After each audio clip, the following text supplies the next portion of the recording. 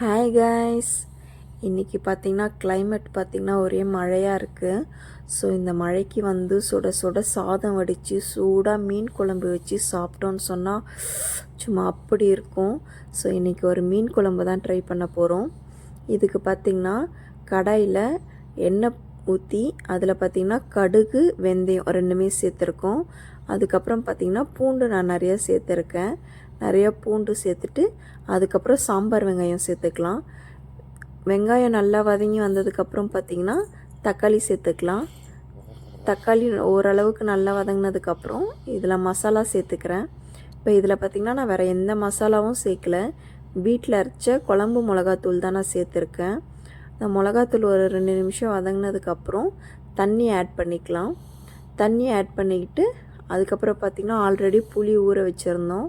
புளியும் கரைச்சி ஊற்றிக்கலாம்.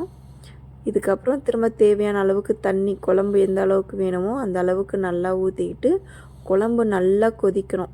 ஸோ அப்போ தான் நமக்கு மசாலாலாம் நிறைய சேர்த்தோம் இல்லையா, அந்த மிளகாத்தூள் வாசம் எல்லாமே அப்போ தான் போகும்.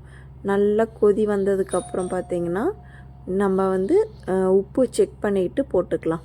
எனக்கு உப்பு கொஞ்சம் கம்மியாக இருக்க மாதிரி இருக்குது. ஸோ அதனால் உப்பு கொஞ்சம் சேர்த்துக்கிட்டு அதுக்கப்புறம் இதில் மீனை போட்டுக்கலாம். மீன் பார்த்திங்கன்னா நிறைய பேர் போட்டு ஒரு 2 நிமிஷத்துலேயே ஆஃப் பண்ணிடுவாங்க.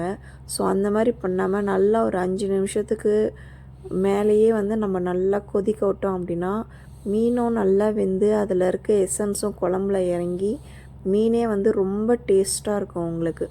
ஸோ இந்த மாதிரி ட்ரை பண்ணி பாருங்கள். ஸோ இப்போ மீனும் ஆட் பண்ணியாச்சு.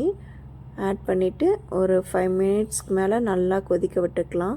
இப்போ கொதித்ததுக்கப்புறம் பார்த்திங்கன்னா சுட சுட சாதம் வச்சு இந்த மீன் குழம்பு ஊற்றி சாப்பிட்டீங்க அப்படின்னா சும்மா அப்படி இருக்கும். நீங்களும் கண்டிப்பாக ட்ரை பண்ணுங்கள். இப்போ புரட்டாசி மாதமும் முடிய போகுது. ஸோ முடிஞ்சதுக்கப்புறம் கண்டிப்பாக மீன் வாங்கி இந்த மாதிரி இப்போ சீசனும் பார்த்திங்கன்னா ரொம்ப சூப்பராக இருக்குது. கண்டிப்பாக ட்ரை பண்ணிவிட்டு சொல்லுங்கள். மறக்காமல் சேனல் சப்ஸ்கிரைப் பண்ணுங்கள்.